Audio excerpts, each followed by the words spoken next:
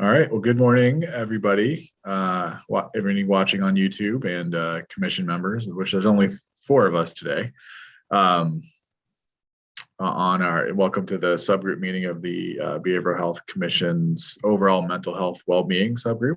My name is Jay Chaudhary. I'm the director of the Division of Mental Health and Addiction, as well as the chair of the Behavioral Health Commission. We're here for our second meeting of our overall second or third meeting, I think, of our overall mental health well-being subgroup. We're just here to kind of wrap up our initial work as a subgroup and kind of finalize our initial recommendations to the commission. Before we get started with the meeting, if everybody wouldn't mind introducing themselves. Ray, you want to go ahead? Yes. Good morning. My name is Ray Lay. I am a formerly homeless, honorably discharged United States Marine, living with a dual diagnosis, and very honored to be here.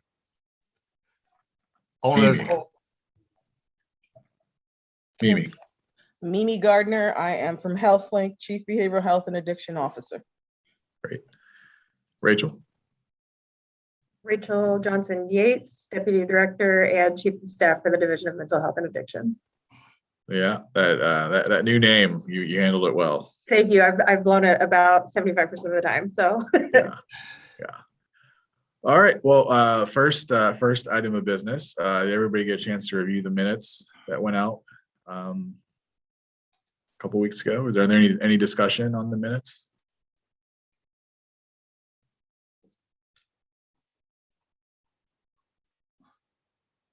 Okay. Can I get a motion to approve? This is Ray Lay. I move to approve the minutes. I second. Second. Any opposed or all in favor? Sorry, I skipped a step there. All in favor, say aye. Aye. Aye. Aye. Anybody opposed? Or the motion passes. And then so the one action item that we had, I was sort of given a task to review state Medicaid models, including housing support about social determinants of health. I'll be completely honest, I did not do a lot of it. However, I did find out a little bit more right after the meeting because when I was curious and fresh. And essentially what I found out was there are a couple state Medicaid programs that do, in a very limited basis, pay for housing supportive housing. It's not as kind of blanket as like, well, health is housing, therefore the state pays for it. It's a little bit more intricate than that. However, there are avenues by which the state can submit a waiver to include housing support and a couple other social determinants of health into their Medicaid program. It probably does not need to be in terms of our recommendation or discussion for the overall commission, it probably doesn't need to be any more complicated than, we recommend that FSSA explore including payments for housing support, childcare, and other social determinants of health issues within the Medicaid program. Does anybody have any comments on that particular sentence? Say it one more time. So our recommendation, for the overall final report, I think should be that FSSA should explore and adopt vehicles to pay for housing support and other social determinants issues through the Medicaid program. Oh, okay. General, yeah. In general, yeah. I mean, just kind of, because I think that the devil will obviously be in the details, and we can flesh that out a little bit probably in the final report. But ultimately, it's we don't want to write the state plan amendment as part of the Behavioral Health Commission report because nobody would read that thing. So, Okay, let's go ahead and have a vote on that, because I think ultimately what we're talking about is a report out to the commission at large on our first commission full all-person commission meeting, not first, but first in-person all commission meeting in September. So I'm going to go ahead and frame that as a motion. So a motion to incorporate social determinants and housing support, a recommendation on social determinants and housing support in our report out to the commission. So I'll go and make the motion. Do I have a second? Yes, this is Ray Lay, and as a person who has been homeless and utilized the housing supports, I wholeheartedly second that emotion. Love it. All in favor? Aye. Yeah. Aye. Aye. Anybody opposed? Okay. All right. So that is going to be the first recommendation, and I think it's a really good one. I think that we know that from a whole health standpoint that everything goes into somebody's overall mental health and well-being, and so recommending that the state take a look at that is a very good, appropriate thing. So our next area to talk about is one I believe the person who would be able to talk about it is not here, if my recollection is correct. That would be Barb Scott. However, if you remember our discussion last time was around the mental health literacy, which, to really simplistically kind of sum up in a way that doesn't capture nearly the depth or the nuance of what we're talking about here, but that's what we have to do. Mental health literacy is, kind of a coordinated and intentional effort to educate and inform the public at large kind of throughout the lifespan about mental health issues, train them on how to recognize their own symptoms and symptoms of other people, educate folks on how to get help, and just in general kind of make education and discussion about mental health kind of remove the stigma and make it as normalized as possible. Does that sound like a fair summary of everybody's understanding? Okay. Yep. Any discussion about mental health literacy? Look, I took the video and I incorporated it into orientation at my organization. Oh, that's We fantastic. had a section on health literacy already, and then just seeing that was just like perfect. But since we provide the integrated care, one of our big issues is that everybody coming in the door receive an orientation on what is behavioral medicine and what is integrated care. So it just fit very nicely into what we're already doing. So I'm a big opponent of, I'm not, a big supporter of it. So. Great. That's fantastic. How was the reaction from your staff? Oh, they're just like, this is like exactly what we needed to include in what we were doing. Because people, and I think coming from the perspective of looking at your own, we train a lot of our new employees with mental health first aid, but this was literally, it just fit. It was, in there, and letting people know the importance of it, and letting people know that when everybody comes in the door, this is something you need to be aware of when you're serving individuals, no matter how you're serving them, that you need to be able to be aware of people's mental health well-being, really, and being able to identify your own feelings and how that affects the people you're working with also. Absolutely. Okay. Any other discussion on mental health literacy? I have a question, maybe to pose to the group. Obviously, Mimi, you're in healthcare, and as well, in addition to being in healthcare, you are, sort of steeped in mental health care, and so it's not that big of a leap for you. It wasn't for me. But there's I think that our aim and our goal would be to incorporate sectors or disciplines in which it would be maybe kind of a leap, right? And so, as I to frame this again as a recommendation, or again the beginnings of a recommendation, I think it's probably more appropriate. These are the beginnings and building blocks of a recommendation that will ultimately be more fleshed out in the final report. But to frame it as a recommendation, I think the state should, again, we have to make recommendations to the state for the most part, because that's our audience. Now, whether the executive branch, legislative branch, all that, I think is part of it. But the state should work with kind of multi-sector stakeholders and organizations to support and implement a mental health literacy curriculum or a mental health literacy information Mhm. in in as many. And this is where I think I'm struggling. I don't know if somebody has a better way to put it, but like I said in multiple systems. yeah, throughout multiple systems. Absolutely. Great, Yeah. perfect. Because one of the things we interact with police, EMS, school systems, child welfare. And so we're definitely having these conversations that they need to be more aware of the people who cross their doors and what are the issues. So the whole piece of mental health is something we present. And then under that, we're also presenting being trauma informed. So for me, this is something that community-wise we've been doing. And that's why we present on a monthly basis an educational series. And we get multiple stakeholders to listen to those things and increase their awareness about mental health and SUD. So I love all that.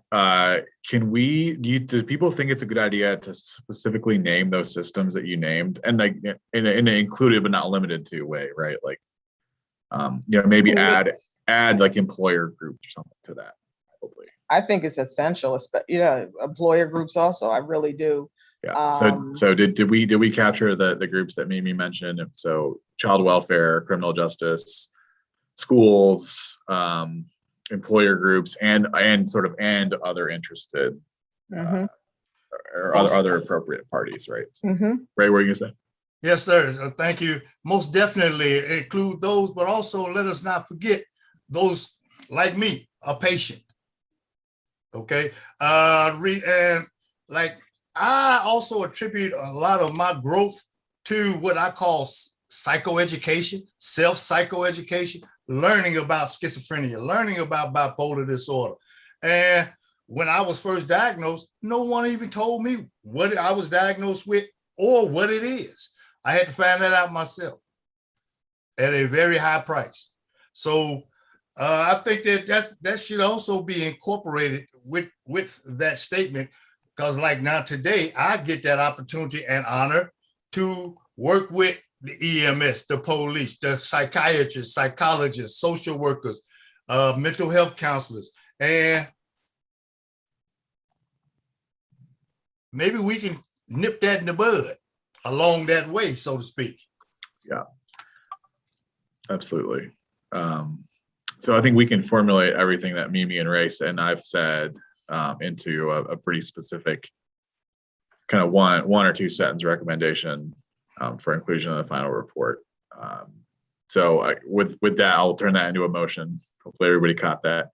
I think, Jay, the only thing I would add is, as we're talking about mental health literacy, to be intentional about considering the audience and making sure that the language we use is something that the audience, we're intentionally connecting with the audience that we're serving. Mm-hmm. Like and culturally so, competent mental health culturally literacy. competent, and then culturally competent in terms of all the intersections of being culturally competent. So that's the only caveat that I would add. Yeah. So okay, let's see if I can turn that into a sentence. This is good brain work for me on a Friday. Okay. So it is our recommendation that the state and all other relevant entities work with or with systems included but not limited to child welfare, criminal justice, schools, employer groups, to adopt and implement a culturally competent and responsive mental health literacy training or curriculum into their everyday kind of work enterprise. We wordsmith that, but something like that with better said than that. I would say, could we put in there in our recommendation training and maybe marketing? Yeah, because I'm thinking about and monitoring really. Well, so what I'm thinking about, I'm sorry, I should have chimed in before. Yeah. I'm multitasking over here. Sorry. I'm thinking about, in terms of information spreading, it's more often the community that spreads the information much more than, me. And Mhm. so I'm thinking about not only, these multiple touch points. So like in schools and in doctors' offices, that's very important, right? But I think what might be equally, if not more important, is some intentional marketing and outreach at the community level that is, with accessible language and intention, and is something that where we can get people talking outside of ourselves, like kind of I'm thinking about like the Know the O campaign as an example, and like some other the things that that the state's been doing around PrEP for HIV, and all of those sorts of things. Absolutely, you're 100% right. Okay, I think I got it. Yeah. I think I got it. Okay. Okay, Jay, I'm ready. The state should promote mental health literacy by okay, bullet point number 1 is the thing the word salad I said, right? And bullet point number 2 is what you said about the campaign, et cetera, like a more public facing as opposed to group facing or system facing campaign. Yep. How does that sound? Works for me. Okay. So we'll turn that into something that's better when I report to the commission, but the same, but I think the substance is there, which is what we're here for. And so I'll turn that into a motion. Everything that was just said into a recommendation. Do we have a second? Yes, this is Ray Lay. I'll second. Okay, great. And thank you, Bethany and Alexis, for taking notes that can actually turn this into something actionable.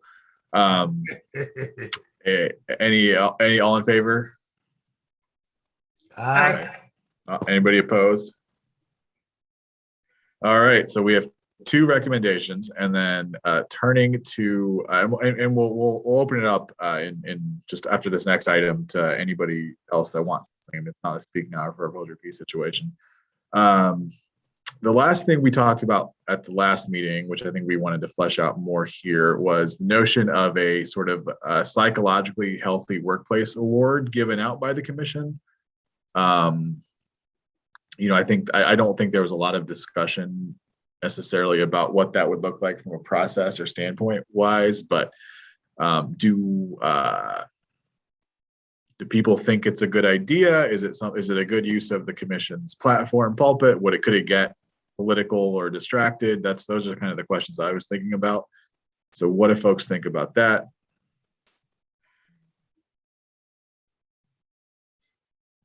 My first thought was it could get distracted. What would you consider as, Yeah,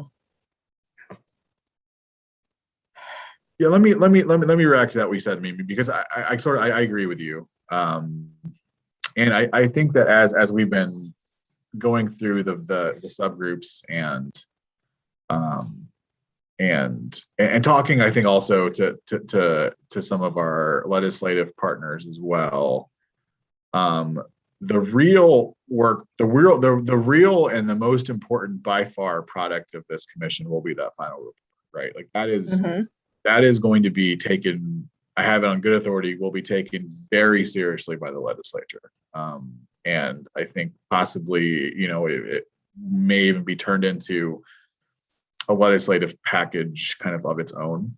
And so to me, and I think this is where we've been, the beauty of the subgroups, I think we've been slowly honing in on, I think, a very manageable, set of of recommendations. And so I do sort of tend to think that extraneous stuff like that for a time limited commission like this probably is not a good idea.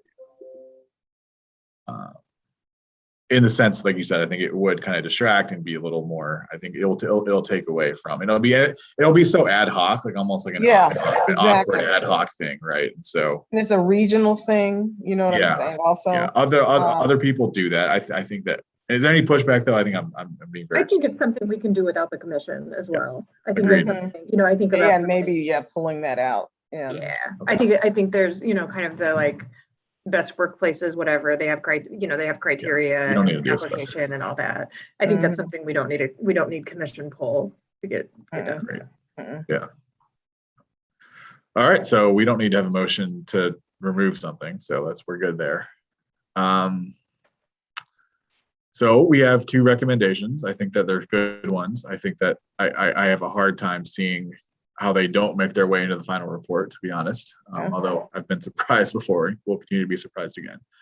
I would open it up now to the commission members that are on.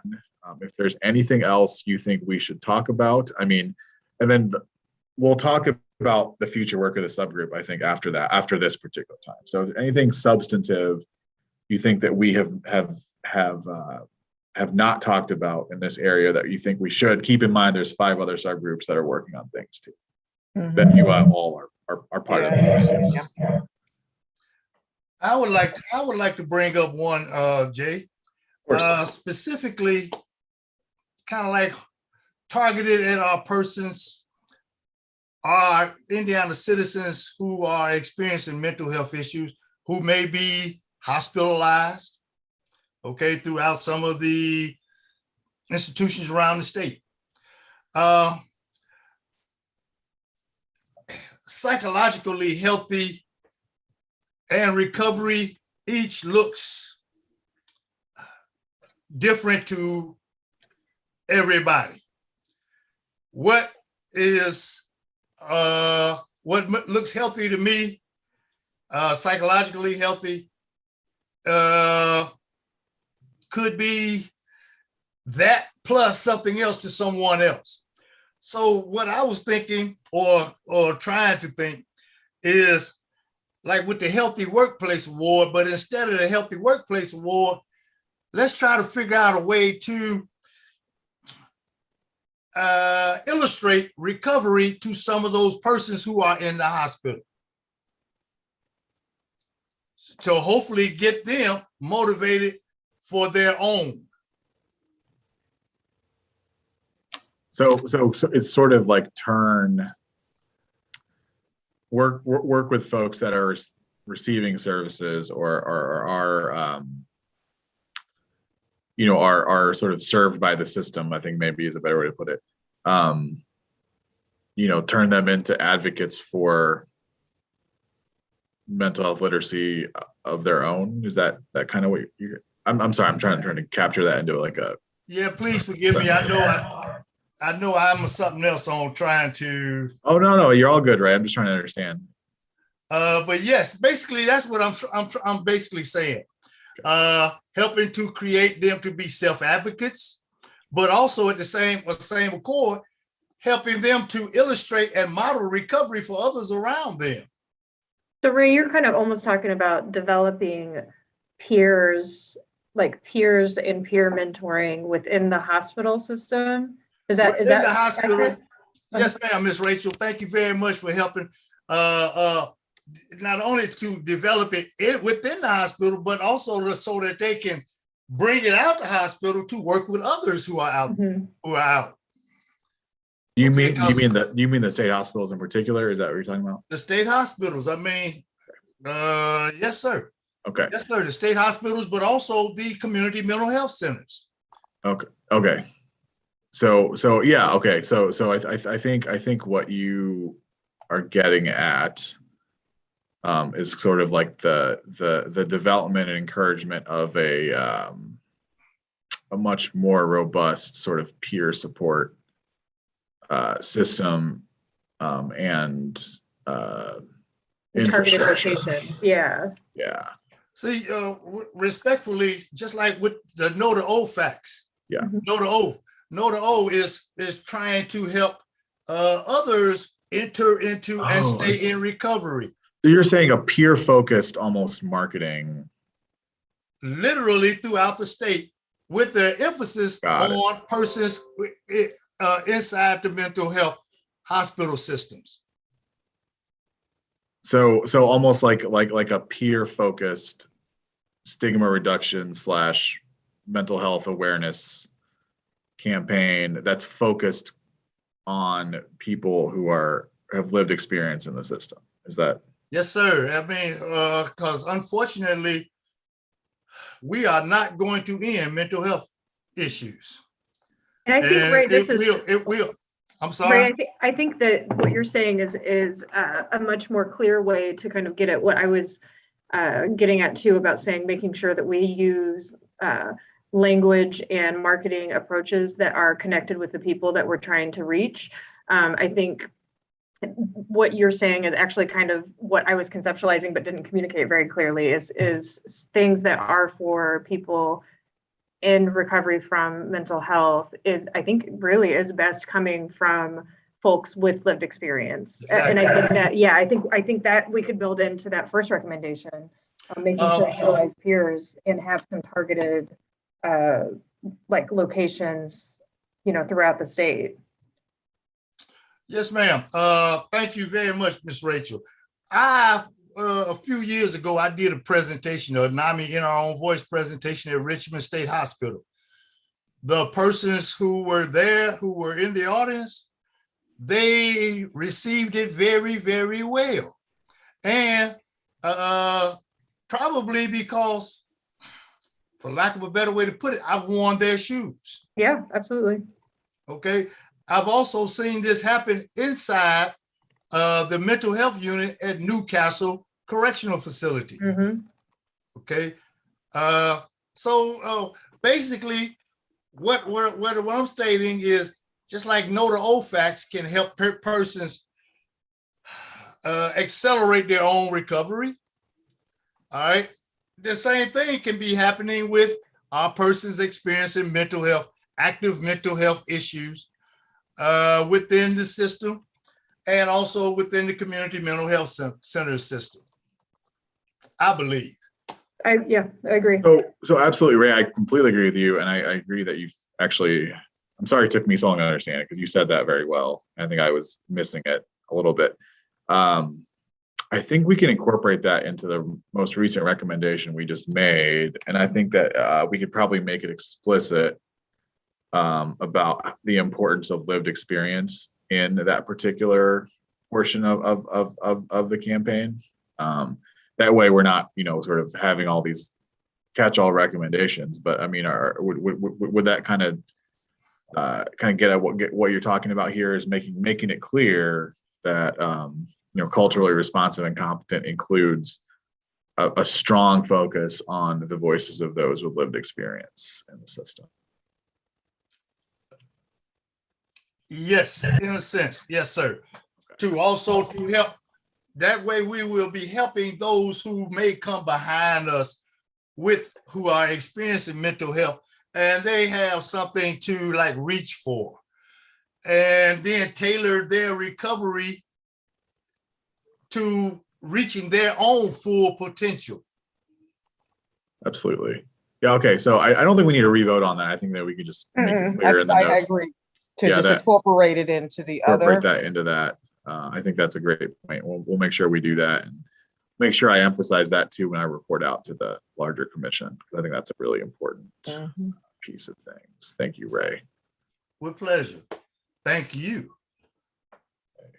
Are any other topics in terms of? I think again, I personally, if you can't tell, I think we have a really solid kind of base here for things that can, again, I got to think realistically about what's actionable and what's going to be an easily understood and digested thing in the final report. So, but again, open to other thoughts as well.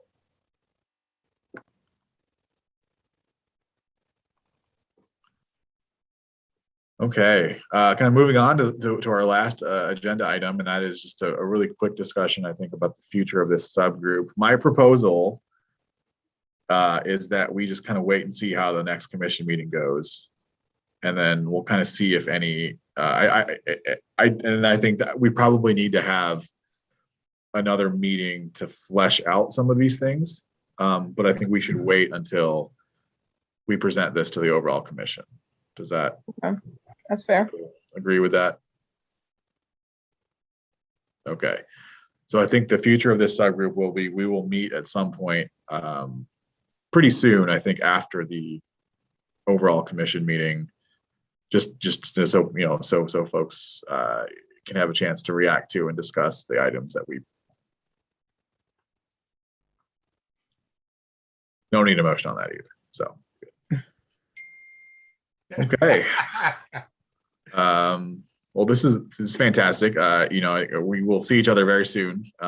You know, in September. But I just again want to thank you all for your ideas and energy. I think that we have formulated some very strong things to recommend to the commission that in some ways I think will kind of underpin everything else the commission does, right? Because this is the basis of what we're trying to get at here, the things we're talking about. So you know, there'll be some specific recommendation from other groups about, you know, policy and programs and whatnot, but things we're talking about kind of transcend all those boundaries and it really they're kind of overreaching. Yeah, absolutely. So this is again in some ways the most important group of the entire they're all important, but this is, you know, this is an important one. So thank you again, commission members as well as members of the public. I don't know if can we flash the email address one more time on the screen, because we want to make sure that we make it clear the door is open for additional comments or questions, you know, about this topic or other topics about the commission's work. So thank you. Any closing words from anybody?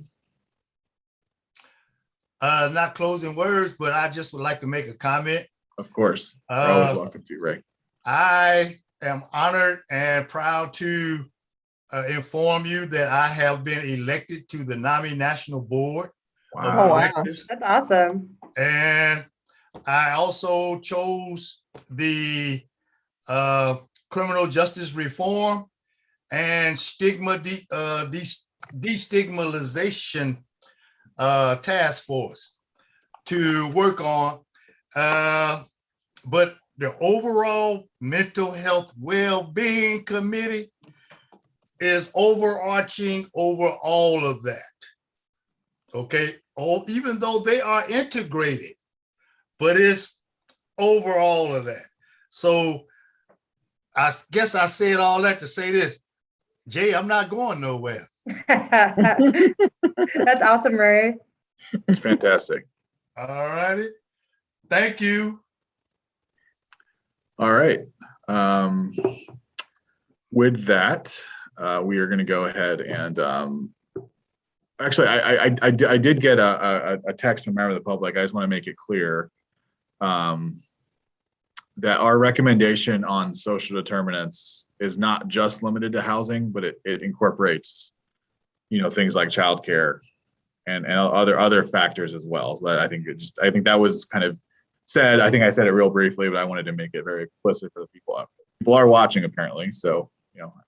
I just want to make it clear that is our social determinants recommendation is broader than just housing.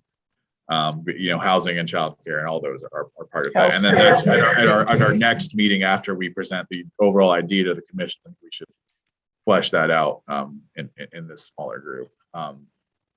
So just wanted to make that clear before we adjourn. With that, the subgroup meeting is adjourned, and thank you all for your service, and I hope everybody has a wonderful weekend. Thank you. Thank you. Have a great day, everyone. You too.